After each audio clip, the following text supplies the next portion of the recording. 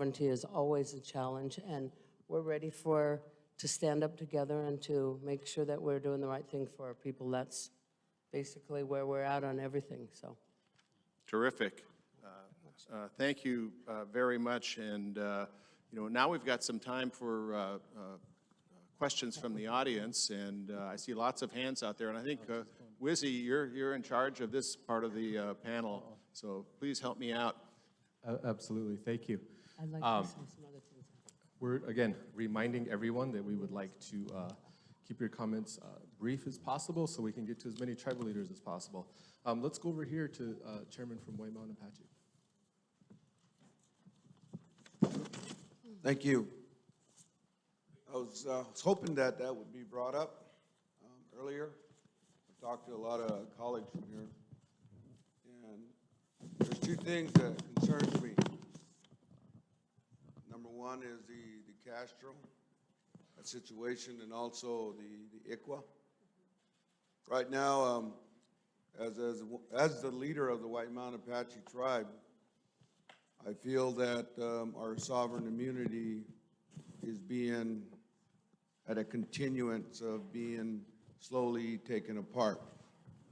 And that's why I feel that it's important to all the tribal leaders that are here that there's this word called unification. We all need to stand together holistically, meaning prayers, and also working together in terms of the legality and of thinking. And also, the main important thing is respecting each other, because at the end of the day, this is going to all affect us one way or another. Whether you be in Alaska, whether you be on my reservation, wherever you be in Indian country. And this situation here, for the life of me, I keep thinking about this, and it's scary. And Native tribes, I feel, is in scary times right now. We're facing, earlier we've been hearing a lot about infrastructure issues, health issues, budgetary issues. But to me, I'm of the opinion that what we're talking about right now is the whole area that could come down and hurt us. And I, for sure, as the leader of White Mountain Apache tribe, I have to stand and continue standing strong in hopes that we all, as leaders, unify and continue to move forward on this. Because trust me, this is not going away. ICWA is not going away, especially right now. The more and more that we face, there's at every angle. I'm not a lawyer, but I've been in school a long time, so but it tells me a lot that the more and more I see things, the more and more it begins to affect our tribe. And that's why it's important that we all stick together. Thank you. Thank you, Chairman. And Chairwoman Gobin, I want to give you a minute to say a few more things, and then we'll move on to the next question. Okay, so I just wanted to talk briefly about a couple of our challenges. And I know that anybody who has a police force are facing the same challenges, and that's hiring and retaining our police officers. We send them to the police academy, we get them trained. It takes us almost a full year to get them trained and certified. And over the last 8 years, we're having a tough time on retaining them. And they stay with us for a while, but then the state and local agencies, they move on to their retirement plan because they have retirement benefits. We cannot compete with that. We've raised their rate of pay. We've gave them death benefits. We've tried to do what we can, but we cannot compete with that, and we need assistance. There is legislation that's pending in Congress that would authorize tribal law enforcement officers to opt in to the pension and retirement benefit plan for federal officers. extending our officers those same benefits. If this became law, this would really boost recruitment and retention of our tribal law enforcement agencies, and we hope that this would get passed in the next term in next Congress. That's one of the things. We have, I just quickly want to give you one more issue and then pass it back. The other thing we are having a challenge with is the incarceration facilities. We largely rely on contracting with the Snohomish County Jail for incarceration of our offenders, but they have no restorative justice or rehabilitation for the people there. And the county jails are designed for short-term, but we've been having to put our people in there long-term without having any of those restorative services. And they're increasingly costing us more and more to go through like Snohomish County. Our jail bill is now up to $2 million a year just for Tulalip tribes. And recently, Washington state legislation allowed the tribes in the state the ability to contract with the Department of Corrections for long-term jail commitments. But however, most of our commitments are shorter than that, but at least the Department of Corrections will work on having rehabilitative services so people do not, so that they don't reoffend and get back into the system. But we think that maybe together the local tribes could help get a tribal jail, that we would take care of spiritual needs and fixing our people. Our people are non-disposable, and we have to figure out a way to rehabilitate them and bring them back into our communities. So it's just one of our challenges that maybe we can work on together. So I just wanted to mention that. Great. Thank you. Thank you. Thank you. Okay, we're going to go to the next one. I see Chairwoman Amber Torres. Pijayo. Pijo Wamawa, me Amber Torres, me Nania Nua Agada Karapoinabi Nua Agaigwe. So good morning, my name is Amber Torres. I'm the chairman for the Walker River Paiute Tribe in Schurz, Nevada. So I want to thank you for everything that you've done, especially you, Secretary Helen. I know we've had victories, but we also were told this morning to tell the stories. We continue year after year to tell the same stories, but who's listening and what's being done about it? In Nevada, there's 28 tribes, and we have access to one special investigator. So if there's a sexual assault on my reservation, but there's a murder up in McDermott, who gets precedence? There's so many things that are still left to be taken care of. So the training at the local level, the access at the local level. We are not getting answers to the cases that are being submitted, waiting for even an email back that, yes, we've gotten your case, we will take your case, we will investigate it. So I am asking it as a tribal leader, what can we do to help you, to help our people get the justice that they deserve? That's what I'm looking for. Our people deserve better. I'm here to collaborate, I'm here to work, and I'm here to enhance the services that we can provide, but how do we help? Pijat. Thank you. Secretary Holland. Thank you so much, Chairwoman, and I absolutely hear you. I was a tribal administrator in New Mexico for one of our tribes there, and I know this issue so well. It's never enough.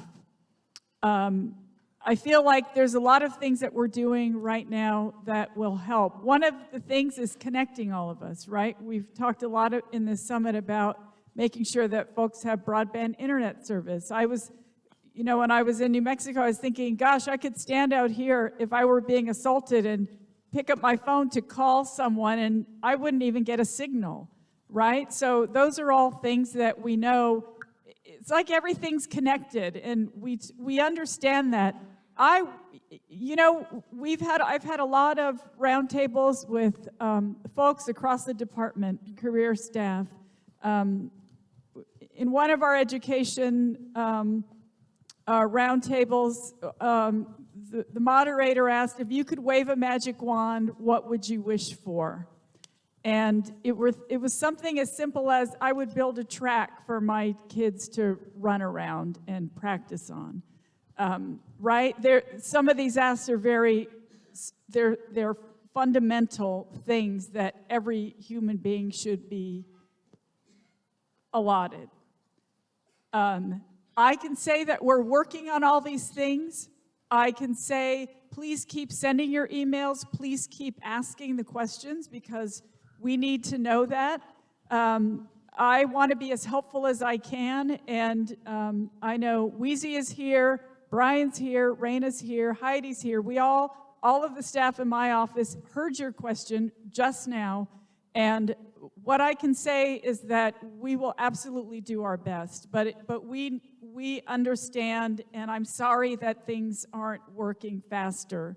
But thank you for caring so much, for being here, for raising the issue. I think like it's a new era now for Indian country. It doesn't mean that things happen instantaneously. It's been less than 2 years.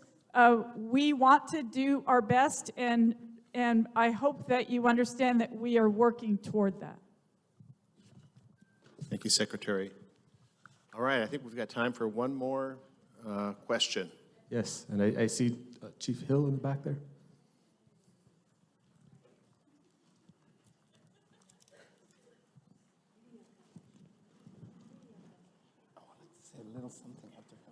Thank you.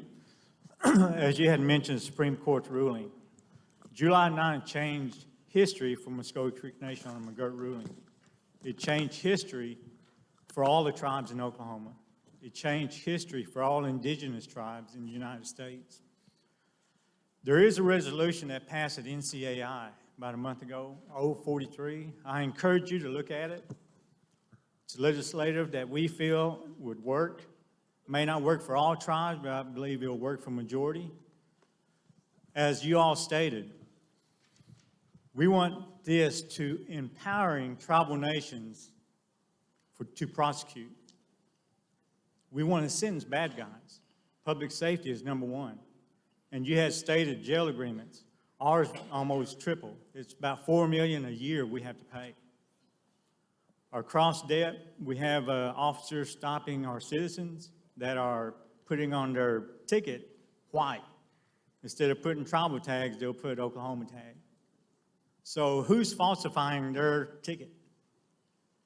So, we want, give us the power, empowering tribal nations to take this over. I feel that it's best for all Indian country.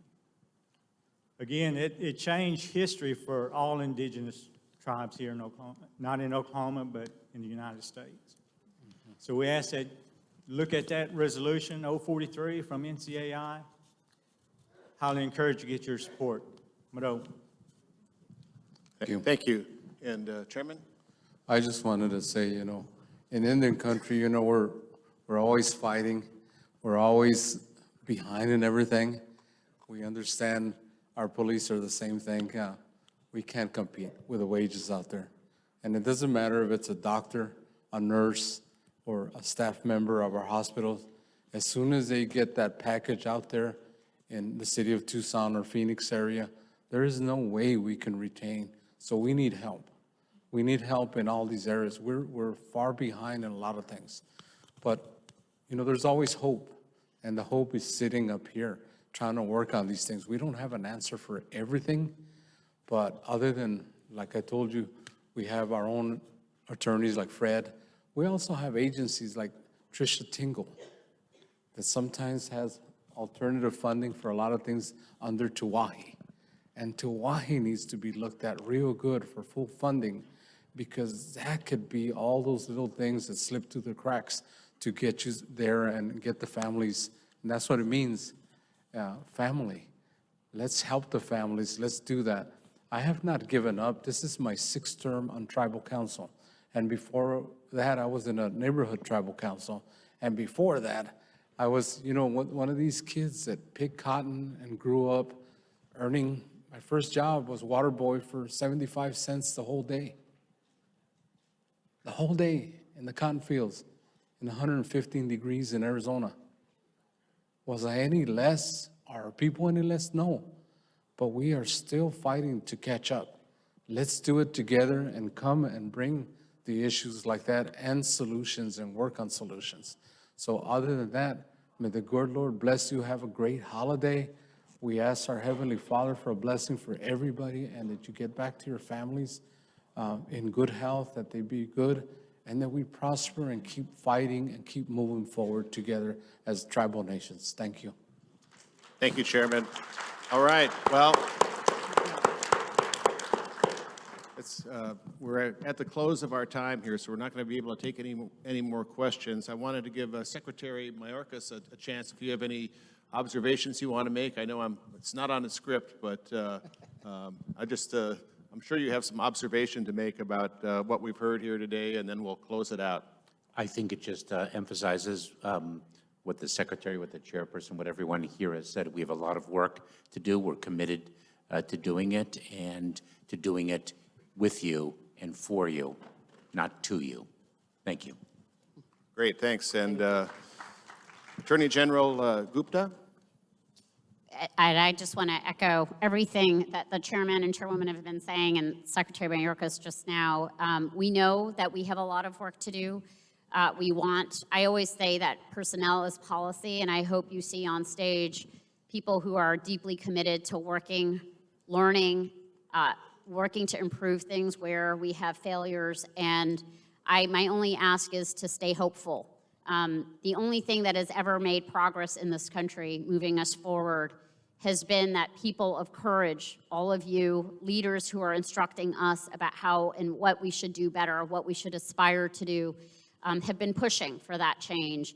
And so to be able to continue to work together to put our energy and our fight into that every day as we work in all of our communities to improve response on public safety, to make sure that we've got better access to health and education, to deal, the Justice Department was vigorously defending ICWA in the Supreme Court. We will do all that we can, but we're going to need to do this as a partnership, and we are truly grateful that you are here in this meeting showing your commitment as we hear from you about what more we need to do. So thank you. Great. Well, I want to thank all the panelists and, of course, Secretary Haaland. Your leadership is tremendous. And I want to thank the audience. And we all know that nothing good in D.C. ever happens without the tribes pushing hard for it. We appreciate your advocacy. And, at the department, it's never been better under Secretary Haaland's leadership. And so we all need to take advantage of that. I wish you all the best for the rest of the conference, and thank you all very much.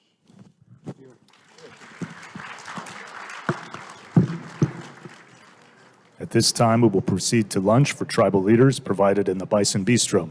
We will have a performance by Ozzy Kaidaruk. Please make your way to the bistro at this time. We will reconvene the program at 1:10 p.m. for a fireside chat on veterans.